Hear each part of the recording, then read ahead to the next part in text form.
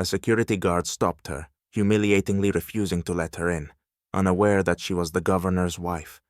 With disdain, he blocked her way as the crowd silently watched her humiliation, until the governor himself entered the building. What happened next would shock even the most seasoned onlookers. But let's start from the very beginning. Alicia Thompson walked into the state administration building with a composed and dignified air. She wore a tailored suit and a light scarf, lending her an official look as she carried a folder of documents for an important meeting organized by her husband, the state governor, to support a major charity project. Barely reaching the turnstiles, she was stopped by a guard. "Hold on!" he said loudly, blocking her way with his arm. "Where do you think you're going?" Maintaining her poise, Alicia gave him a brief smile and leaned in slightly, explaining, "I have a meeting on the 5th floor. I'm on the guest list," she said politely, lifting her folder to indicate the documents. The guard, Richard Phelps, looked at her coldly with a slight sneer. His eyes scanned her clothing and demeanor with an air of suspicion. Alicia felt her smile slowly fade. "This isn't a public space, ma'am," he said with a pause. "Anyone without credentials is not allowed. You won't be getting through." "I'm certainly on the list. I just need you to check," Alicia began, but Richard abruptly cut her off. "Didn't you hear me?" He raised his voice, catching the attention of several passing employees. "I said no entry without credentials. Or do you think your words mean anything here?" Alicia felt a chill as the rude tone struck her. She was about to try explaining again when she noticed Richard's contemptuous expression, as if she didn't belong. Taking a deep breath, she held back her irritation. "I really need to get in," she said firmly yet calmly. "If necessary, I can wait for someone to confirm my invitation." But Richard only scoffed, folding his arms as if to assert his authority. "Oh, really? Who do you think you are? Should we call the police, or are you going to leave?" Dozens of eyes were on Alicia. Staff members who had previously walked by were now watching with curiosity, some even whispering. She tried to maintain her composure, though inside, her emotions were simmering. No one offered to help. Instead, they just silently watched. Richard leaned in closer, smirking, and muttered, "There are already too many like you sneaking around here." Alicia stood her ground, struggling to stay calm, though her heart pounded with a mix of humiliation and anger. Pulling herself together, she decided not to back down and took out her phone to call her assistant. Just then, a man in a gray suit, clearly a colleague of Richard's, noticed the tension and approached, asking with curiosity, "What's going on here?" Richard grinned, pointing to Alicia. "This lady's causing a scene, claiming she has a meeting on the 5th floor, but can't show any credentials, trying to get in without a pass." The man in the suit sized up the situation, seeing things were turning unpleasant, and gently suggested to Richard, "Why don't we check the list? Maybe she is actually invited." But Richard, not wanting to lose control, replied curtly, "If she's on the list, she should show her ID instead of acting like she's someone important."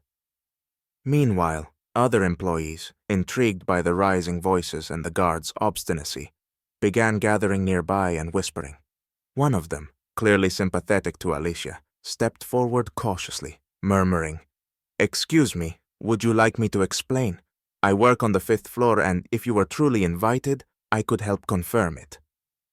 Feeling embarrassed to have to rely on a stranger, Alicia nodded gratefully. However, as soon as the colleague tried to explain that Alicia might indeed have legitimate access, Richard gave him a hard stare and barked, "Look, I have my orders. She's not supposed to be here. End of story." At that moment, a bystander started recording the scene on their phone, sensing a violation of visitor rights that could escalate. Alicia saw the growing interest in their standoff. Realizing she couldn't resolve the situation peacefully, she said calmly, "All right, if it's so important for you to have confirmation, please wait a moment," and headed for the exit to find another way into the building. Just then, her phone rang. Her husband's name, Governor James Thompson, appeared on the screen. Relieved, Alicia answered her husband's call, reassured by his support and feeling confident that the situation would finally be resolved. "James, they won't let me into the building. The guard insists I have no right to be here." There was a tense pause on the other end of the line.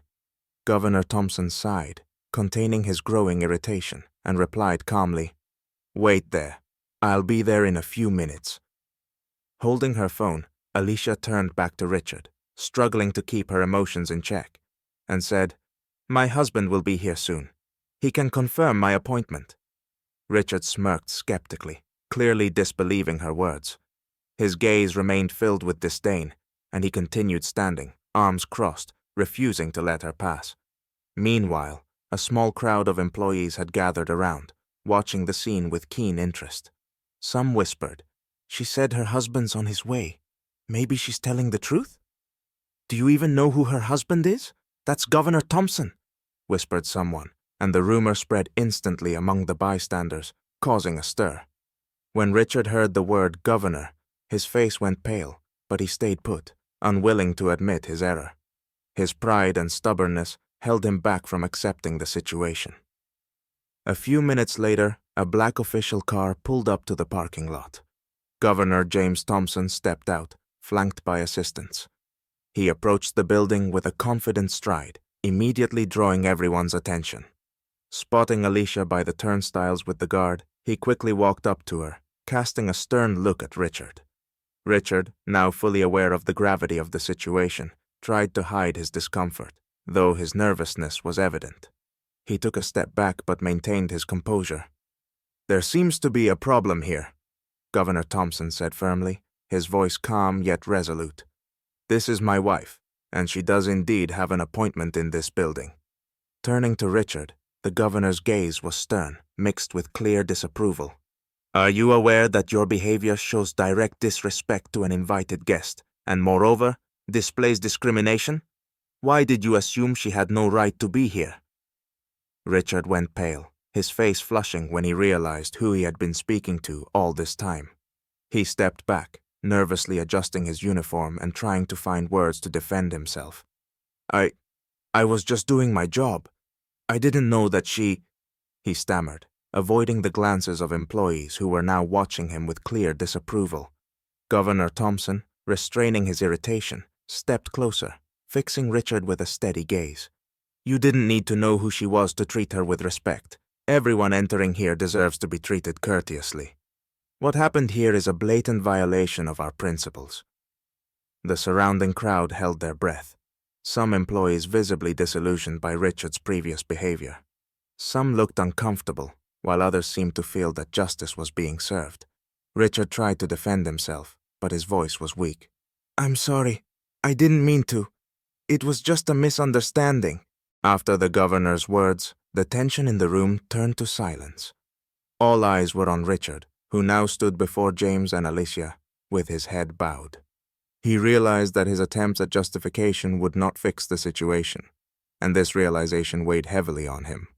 For the first time during the entire incident, Richard looked defeated and lost. Governor Thompson, sensing the need to conclude the matter, said firmly, "You need to apologize to my wife and to everyone here for your behavior." Richard slowly lifted his gaze, deeply ashamed, and murmured quietly, "Mrs. Thompson, I apologize. I acted inappropriately." Alicia nodded silently, accepting his apology, but her expression showed no anger or resentment, only weariness from constantly having to confront such biases. She knew that this incident served as a lesson not just for Richard, but for everyone who had witnessed how injustice can be confronted on the spot. Seeing the apology given, the governor added, "I will be implementing a training program to ensure this does not happen again. Everyone, regardless of their appearance, deserves respect and equal treatment. I will not allow such incidents to damage our state's reputation or undermine the values we stand for." Employees began nodding approvingly, and some even offered a quiet round of applause. This incident had stirred feelings of justice and the importance of respectful conduct. One senior employee, who had supported Alicia from the start, approached her and the governor, expressing gratitude for openly addressing such behavior. "We all appreciate it," he said. "This incident showed that we must stand for respect and equality, and will support any measures to achieve that." A few days after the incident, the administration announced a series of anti-bias training sessions and introduced ethics standards for all staff. News of these initiatives spread across the state, gaining approval from citizens and community organizations alike. This case proved that change is possible even in the most established systems when confronted with unwavering resolve. Richard, though still employed, changed. He refrained from showing prejudice and actively participated in the trainings, understanding that his mistake could have cost him his career and his colleagues' respect. Alicia, for her part, felt renewed support from those around her and continued her charity work with fresh determination, knowing this incident had highlighted underlying issues needing resolution.